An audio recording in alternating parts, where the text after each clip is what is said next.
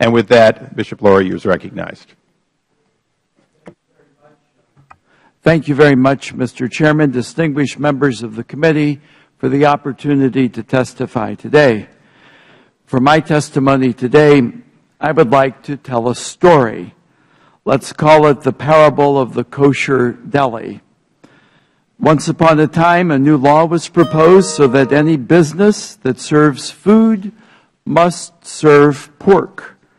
There is a narrow exception for kosher catering halls attached to synagogues, since they serve mostly members of that synagogue, but kosher delicatessens are still subject to the mandate. The Orthodox Jewish community, whose members run kosher delis and many other restaurants and groceries besides, expresses its outrage at the new government mandate. And they are joined by others who have no problem with eating pork, not just the many Jews who eat pork, but people of all faiths, because these others recognize the threat to the principle of religious liberty. They recognize as well the practical impact of the damage to that principle. They know that if the mandate stands, they might be the next ones to be forced, under the threat of government sanction, to violate their most deeply held beliefs, especially their unpopular beliefs. Meanwhile, those who support the mandate respond, but pork is good for you. Other supporters add, so many Jews eat pork, and those who don't should just get with the times. Still others say, those Orthodox are just trying to impose their beliefs on everyone else.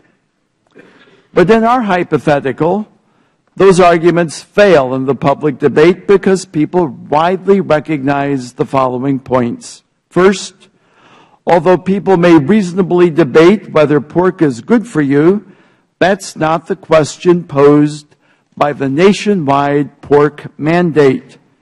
Instead, the mandate generates this question: whether people who believe, even if they believe in error, that pork is not good for you, should be forced by government to serve pork within their very own institutions.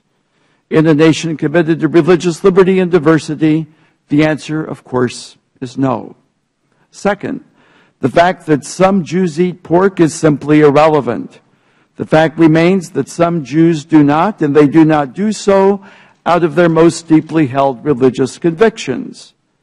Does the fact that large majorities in society, even large majorities within protesting religious communities, the fact that they reject a particular religious belief, does that make it permissible for the government to weigh in on one side of the dispute? Does it allow government to punish that minority belief with coercive power? In a nation committed to religious liberty and diversity, the answer, of course, is no. Third, the charge that the Orthodox Jews are imposing their beliefs on others has it exactly backwards. Again, the question generated by a government mandate is whether the government will impose its belief that eating pork is good on objecting Orthodox Jews. Meanwhile, there is no imposition at all on the freedom of those who want to eat pork. That is, they are subject to no government interference at all in their choice to eat pork, and pork is ubiquitous and cheap and available at the overwhelming majority of restaurants and grocers.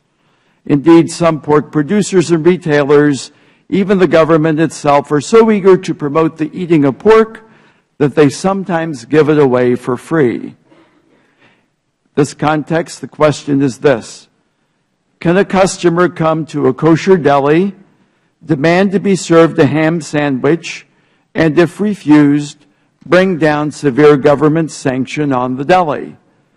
In a nation committed to religious liberty and diversity, the answer is no. So in our hypothetical story, because the hypothetical nation is committed to religious liberty and diversity, these arguments carry the day. Now, in response, those proposing the new law claim to hear and understand the concerns of kosher deli owners and offer them a new accommodation. You are free to call yourself a kosher deli. You are free not to place ham sandwiches on your menu. You are free not to be the person to prepare the sandwich and hand it over the counter to the customer.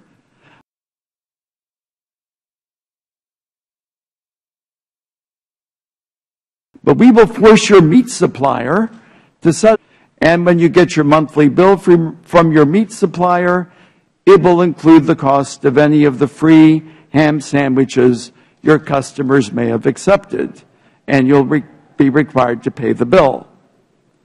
Now, some who supported the deli owners initially began to celebrate the fact that ham sandwiches didn't need to be on the menu and didn't need to be prepared or served by the deli itself. But on closer examination, they noticed three troubling things. First, all kosher delis will still be forced to pay for the ham sandwiches. Second, many of the kosher delis' meat suppliers themselves are forbidden in conscience from offering, preparing, or serving pork to anyone. And third, there are many kosher delis that are their own meat supplier, so the mandate to prepare, offer, and serve ham sandwiches still falls on them. Well, the story has a happy ending. The government recognized that it is absurd for someone to come into a kosher deli and demand a ham sandwich. That it is beyond absurd for that private demand to be backed up with the coercive power of the state, and downright surreal to apply this coercive power when a government can get the same sandwich cheaply or even free just a few doors down.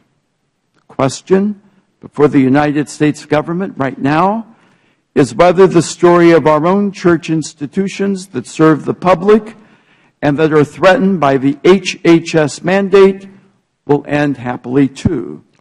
Will our nation continue to be one... Bishop Lurie, could you wrap up? Almost done. We'll all be there. Yes. All right, almost done, Mr. I'll ask for Chairman. 15 additional seconds. Thank you. Will our nation continue to be one committed to religious liberty and diversity? We urge in the strongest possible terms that the answer must be yes.